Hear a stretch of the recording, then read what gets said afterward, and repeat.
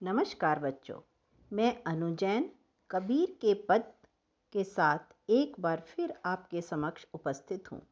आज हम कबीर के दूसरे पद की व्याख्या करेंगे। इस पद में कबीर ने बाहरी आडंबर करने वालों पर कड़ा प्रहार किया है।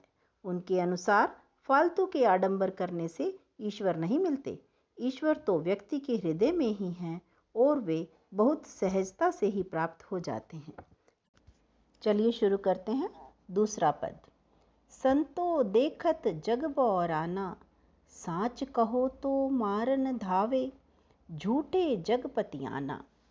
संतो सज्जन पुरुषों, देखत देखो, जग संसार, बौराना मीन्स पागल हो गया है कि हे संतो, हे सज्जन पुरुषों, देखो यह संसार पागल हो गया है। कैसे पागल हो गया है? साच कहो तो मारन धावे, सच्ची बात कहो तो, साच कहो सच्ची बात तो मारन धावे, धावे मीन्स दौड़ रहा है, मारन मारने के लिए। यदि सच्ची बात कहो तो मारने के लिए दौड़ता है। झूठे जगपतियाना, और पतियाना मीन्स विश्वास करता है झूठे झूठे के ऊपर। जो व्यक्ति झूठ बोलते हैं उस पर यह संसार विश्वास करता है। सच्ची बात कहते हैं तो मारने के लिए दौड़ता है, लेकिन अगर झूठी बात कहते हैं तो उस पर विश्वास करता है। नेमी देखा धर्मी देखा, अब हिंदुओं की बात कर रहे हैं यहाँ पर कवि। नेमी देखा धर्मी देखा, नेमी यानी नियम करने वाला, धर्मी धर्म करने वाला। प्रात करे स्नाना, सुबह सुबह उठकर स्नान करते हैं। नियम करने वाले, नियमबद्ध तरीके से पूजा पाठ करने वाले लोगों को देखा। इसी प्रकार से धर्म करने वालों को भी देखा, जो कि सुबह सुबह उठकर स्नान करते हैं। आत्म मारी पखान ही पूजे, आत्म मारी, आत्मा को मार दिया, आत्म तत्व को नहीं पहचाना। पखाने पत्थर, पूजे पूजने लगे, आत्मा को मारकर पत्थरों की पूजा करने लगे, अर्थात मूर्ति पूजा कर रहे हैं। उनमें कछु नहीं ज्ञाना, उनमें कोई भी ज्ञान नहीं है। बहुतक देखा पीर औलिया, पढ़े किताब कुराना। कबीर जी यहाँ पर मुसलमानों के बाह्य आडंबरों पर प्रहार करते हुए कह रहे हैं कि मैंने बहुत से पीर औलिया देखे हैं, मुस्लिम संत देखे हैं, जो पढ़े किताब कुराना, जो उनकी धार्मिक पुस्तक कुरान को पढ़ते हैं, परंतु उन्हें फिर भी कोई ज्ञान प्राप्त नहीं हुआ। कै मुरीद तदबीर बतावे, उनमें उहे जो ज्ञाना। मुरीद का मतलब होता है शिष्य, और तदबीर मीन्स उपाय। तो वे अपने शिष्यों को क्या उपाय बताएंगे जब उनमें अपने आप में ही कोई ज्ञान नहीं है। आसन मारे डिंब धरी बैठे, मन में बहुत गुमाना। आसन मारकर घमंड के साथ बैठे हैं, डिंब धरी बैठे, घमंड के साथ बैठे हुए हैं, और मन में बहुत ही गर्व है कि हम आसन मारकर बहुत अधिक पूजा कर रहे हैं जिससे हमें ईश्वर प्राप्त होंगे, लेकिन वास्तव में वो केवल और केवल बाह्य आडंबर कर रहे हैं। पीपर पाथर पूजन लागे, तीरथ गर्व भुलाना। पीपर अर्थात पीपल, पाथर पत्थर, पूजन लागे पूजने लगे। कबीर जी कहते हैं लोग पीपल पत्थरों को पूजने में लगे हुए हैं।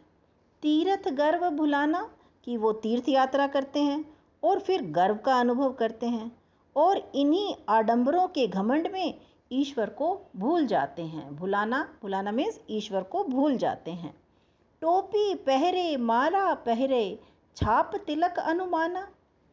कि कुछ लोग दिखावे के लिए टोपी पहनते हैं, माला पहरे, कि कुछ माला को धारण करते हैं, और माथे पर बहुत बड़ा सा तिलक लगा लेते हैं। कुछ व्यक्ति ईश्वर के लिए अपने शरीर पर ईश्वर के नाम की छाप भी बनवा लेते हैं, परंतु ये सब दिखावा करके और आडंबर करके वे संसार को बताना चाहते हैं कि उन्होंने ईश्वर को पा लिया है। अनुमाना, कि वे अनुमान लगाते हैं कि वे बहुत ही बड़े भक्त हो गए हैं, परंतु वास्तव में उन्होंने आत्मा के रहस्य को नहीं जाना। साखी शब्दई गावत भूले, आत्म खबरी न जाना। कबीर जी कहते हैं कि ऐसे घमंडी लोग साखियों को, शिक्षा देने वाले दोहे, शब्द ही ऐसे भजनों को जो ईश्वर के बारे में हमें ज्ञान देते हैं उनको गाना भूल गए हैं, और जो ईश्वर सहज रूप से हमारी आत्मा में बसते हैं, हमारे हृदय में बसते हैं, उनकी खबर को कोई भी नहीं जान पाया। हिंदू कहे मोहि राम प्यारा, तुर्क कहे रहीमाना। तो इस तरह के आडंबर करने वाले लोगों को अपने ऊपर इतना घमंड हो जाता है कि हिंदू कहने लगता है कि उसे राम प्यारा है, अर्थात उसका ईश्वर तो राम है। तुर्क कहे रहीमाना, और तुर्क यानी मुसलमान यह कहने लगता है कि रहीम ही मेरा खुदा है और रहीम ही सबसे अच्छा है। आपस में दो लरी लरी मुए, मर्म न काहू जाना। तो इस प्रकार दोनों समूह आपस में ईश्वर की श्रेष्ठता को सिद्ध करने के लिए लड़ लड़कर मर जाते हैं। मर्म न काहू जाना, ईश्वर के मर्म को, अर्थात ईश्वर जो व्यक्ति के हृदय में ही है, चाहे वह रहीम के रूप में हो या राम के रूप में, इस सरल से रहस्य को समझने की कोई कोशिश ही नहीं करता। घर घर मंत्र देत फिरत है, महिमा के अभिमाना। अब ऐसे पाखंडी लोग जो स्वयं को ईश्वर के सबसे करीब समझते हैं, तो स्वयं को गुरु बताकर घर घर जाकर लोगों को मंत्र देते फिरते हैं। उन्हें अपनी महिमा पर बहुत अभिमान है। महिमा अर्थात संसार के लोगों ने उन्हें जो महत्व दिया हुआ है, उसी महत्व पर उन्हें बहुत अभिमान है। गुरु के सहित सीखे सब बूढ़े, अंतकाल पछिताना। ऐसे गुरुओं के साथ सिक्खे अर्थात शिष्य सब बूढ़े यानी डूब जाते हैं। ऐसे गुरु के साथ शिष्य भी डूब जाते हैं। अंतकाल पछिताना, और उन्हें अंतकाल में पछताना पड़ता है। कहे कबीर सुनो हो संतो, ई सब भरम भुलाना। कबीरदास जी कहते हैं कि हे संतो सुनो, ईश्वर को पाने का जो यह ब्रह्मजाल, दिखावा, आडंबर चारों ओर फैला हुआ है, यह सब आपको भुलावे में डाल देता है। अर्थात इन सब आडंबरों से ईश्वर प्राप्त नहीं होते। केतिक कहो कहा नहीं माने, सहजे सहज समाना। अब यहाँ पर कबीरदास जी यह कहते हैं कि कितना भी समझाओ, ऐसे आडंबर करने वाले लोगों को कितना भी समझाओ, परंतु वे नहीं मानते। वे केवल दिखावा ही दिखावा करते हैं और इस सच्चाई को नहीं मानते कि ईश्वर तो सहज है और बिल्कुल आसानी से, सरल तरीके से साधना करने से, भक्ति करने से ही मिल जाता है, और वह समाना अर्थात हमारे हृदय में ही समाया हुआ है, उसे सरलता से प्राप्त किया जा सकता है। इस पद की सरल व्याख्या यहीं समाप्त होती है। अब इस पद के काव्य सौंदर्य के बारे में हम जानेंगे। इस पद की, या आप कहेंगे कि कबीरदास के दोनों पदों की जो भाषा है वो सधुक्कड़ी भाषा है। अब सधुक्कड़ी भाषा का क्या अर्थ है?